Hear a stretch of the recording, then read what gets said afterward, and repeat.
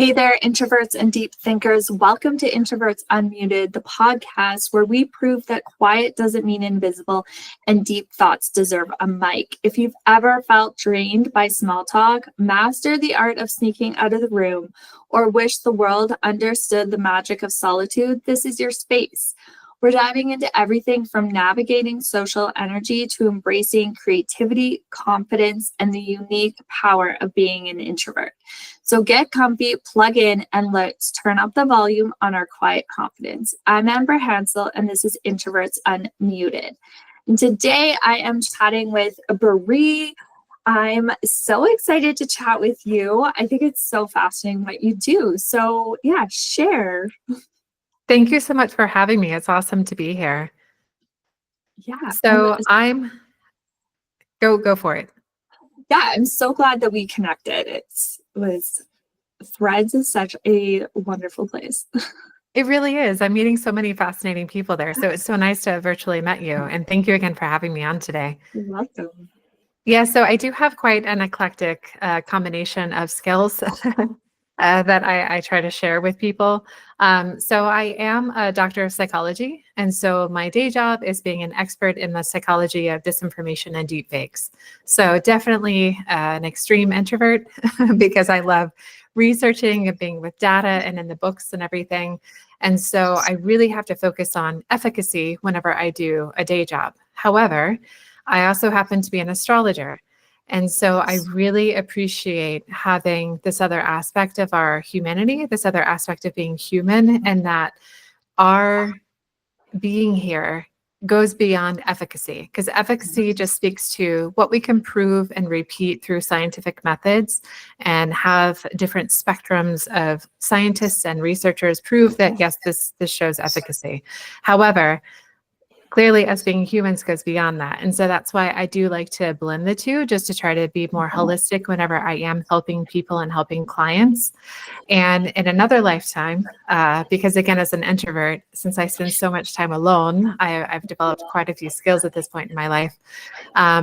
I moved to Germany in 2017. And so I am American, but I've been here in Europe for quite some time now.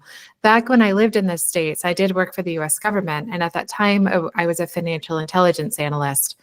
And so over this 13 or 14 years or so that I've been an astrologer, I found that the more and more clients that I spoke with and was trying to helping, this topic of money kept coming up over and over again. And so even though we were getting to the root of what might be bothering someone or what might be holding someone back, a lot of clients were unable to move forward due to this aspect of money. They didn't have enough money, or they did have enough money, but they don't know how to use this tool and apply it in different ways in order to get over this existential crisis in whatever way they might be having it. And so what I ended up doing was creating a financial literacy course for my clients.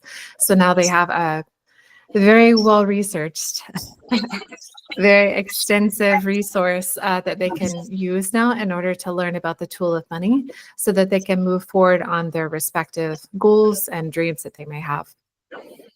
I love that story and how you have really taken both of your things and combined them together to create more, like you said, a holistic place, a holistic environment. And I think as many of us are multi-passionate and we can feel like, how does this passion and this passion go together? How did you find that, okay, I can actually blend these two together?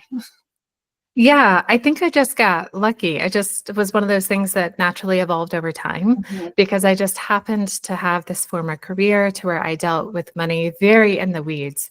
And so not only was I doing it professionally, but it was also teaching me personally, how do I handle my money? Because it's not something that's well taught in the US, in my opinion. It's not something to where we, no kidding, get a blow by blow of how do you budget? How do you invest? How do you choose your investments? Like, what does this mean? All these little pieces. I just don't believe it's taught well enough in the US. And so as the topic kept coming up over and over again in the astrology readings that I was doing, it was just one of those things where I happened to have these respective skills to where it was something I could offer my clients and start helping people in a new way. Yeah, I love that. And I'm in Canada and I find that it's the same way. We're not taught financial responsibility. We're not. We're not taught how to invest. We're not taught any of it. And it's just like, here, this is what you need. You need it and you need to pay this and figure it out. And Exactly. so, you know, and then there's so many different aspects and different people are going to respond differently to money and how that comes about. And I know as introverts, we really, you know, hide a lot of and keep to ourselves about different topics, especially I think money is something financially that we don't talk a lot about because for most of it is probably ingrained in us from our parents and their parents that we just don't talk about it. 100%. Yeah, there's a Yes. lot of layers there, especially for women, for people of color. Like there's so many layers whenever we get into this realm of money. And like you're saying, even if that weren't to come into play for some reason, there are other cultural aspects of our respective countries that teach us shame and that all these very old rules and these old sayings if you don't talk about it. And so I do believe it's really important to try to get this out into the open and to just let people know that money is a tool. And it's okay. It's neutral in and of itself. It depends on how you use it. And that's where negative or positive aspects can come into play. But the more we talk about it, the more people will understand and realize that this is a skill and a tool that anyone is able to learn. Yeah, I completely agree. It is just that. It is a tool, just like anything else that we have. And how we use it is where the impact comes in. And so when you are working with clients, what are ways or what are some things that you help them, you know, overcome or their money? Yeah, absolutely. So what I try to do is make sure that everyone has a baseline understanding first. So that way they understand how to pay off debt in a very strategic and efficient way, how to budget, find a budgeting system that works for them. Because of course, everyone's mind works differently. Everyone has a different way that makes sense to them and their minds and the way that their day-to-day lives work. I also make sure that clients understand how the mechanisms of investing works. And so once I know that the respective client has the tools and the skills that they need to understand the mechanics of it, then that's when we can get into aspects like astrology, what astrologically might be unique to them and their situation, their worldview, the way that they approach money and how to use money. And this other aspect that we can get into is more of the psychology of money, to where what traumas might you have experienced when it comes to money, what unconscious biases you might have when it comes to money. And so that's when we can break down these other lived experiences to try to get to the root of what might be the stumbling block, what might be the thing that's hindering them specifically. Yeah. And I think that's so powerful that you go through the stages. You know, you start at the basic level and then keep going and working in your astrology to help them even deeper connect to that. And so as introverts that struggle with finding their voice and their confidence, even with money or in different aspects of their business and life, what is something that you would recommend for them? Yeah, absolutely. One of the things that I think is so important for introverts specifically is to try to get their feelings or their thoughts down on paper. It's really important to see what's happening inside of you externally because it gives you a new perspective of what might be going on. So it might be very difficult to put down an experience that, again, that might have been a little traumatic, that might cause anxiety and other emotions like this, just to get it down on paper because it can help mitigate some of those anxious feelings, for instance, if that's happening in a person, to see it on paper and to know that it's okay. It doesn't have to be hidden or held within them. And another thing that people can do is try to work through getting very specific and actionable on their goals. So some people might have some type of futuristic goal that they really want to work towards, and money is in the way, more or less. And so what I try to do is encourage clients to write baby steps, to no kidding, write down step by step how to get to a specific goal. And then usually through that exercise, they can figure out what they were missing, what was disconnected in order to start moving forward. I really love the idea of writing it out. I'm a big proponent of journaling, of blogging, of just getting those words out, because many times we are really good writers, and it helps to really see, like you said, get that perspective of, okay, that is, because when you learn to really just write and let it out, it's more of your subconscious that's writing it. And then you can go back and be like, oh, that's what it is. And when we can really just sit with that, our subconscious, and let it out, there's so much power in that. So we can continue on and take those baby steps. I love how you said it was like every single baby step, because I think so many people miss steps or want to skip steps, but those steps that you want to skip are usually the most important to get you to your goal. 100%, absolutely.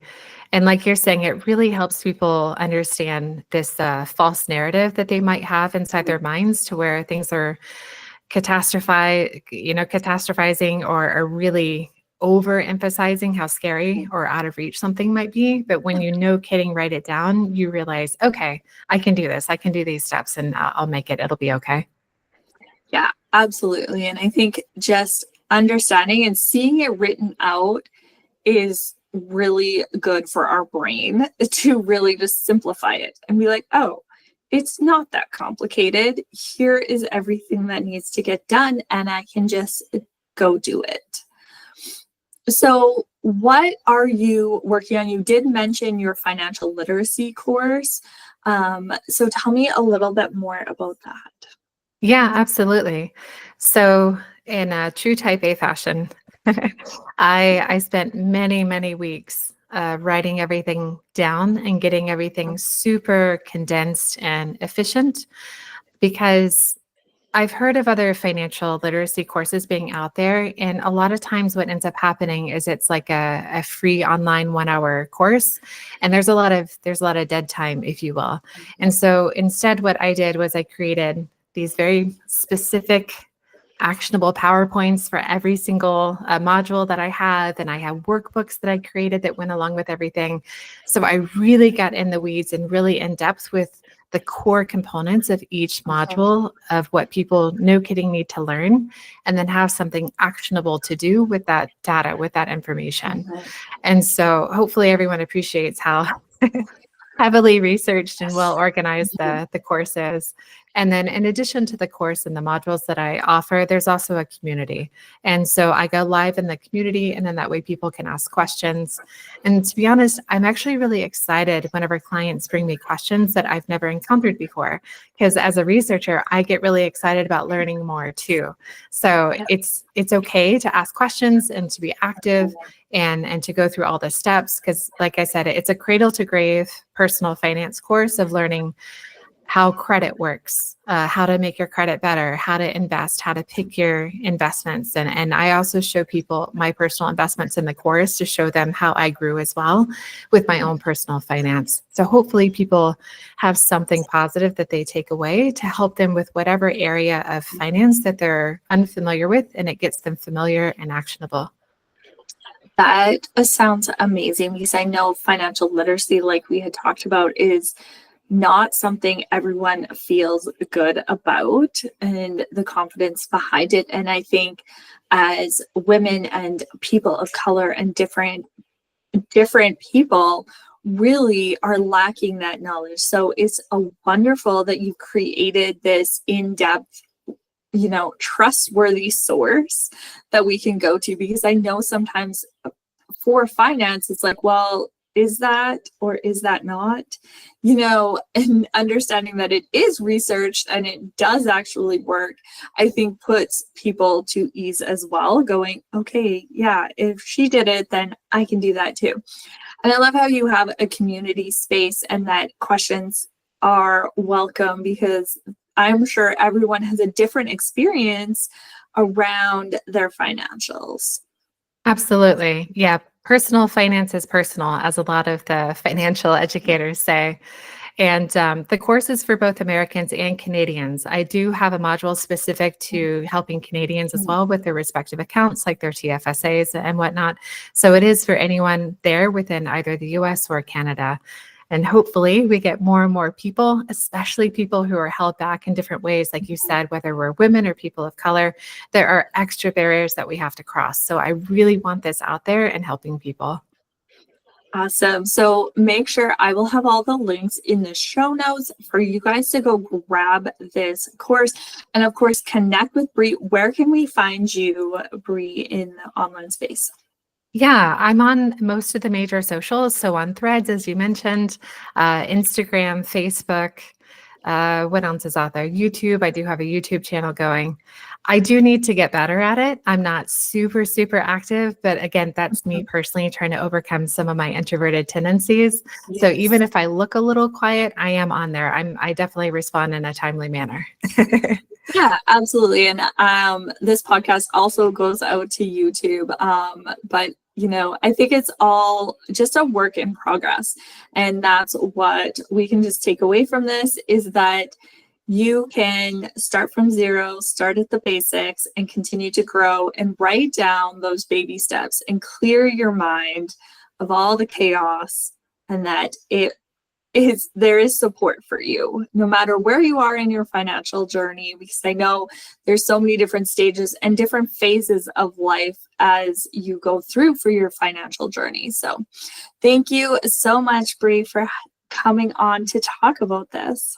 Thank you so much for having me. I appreciate it.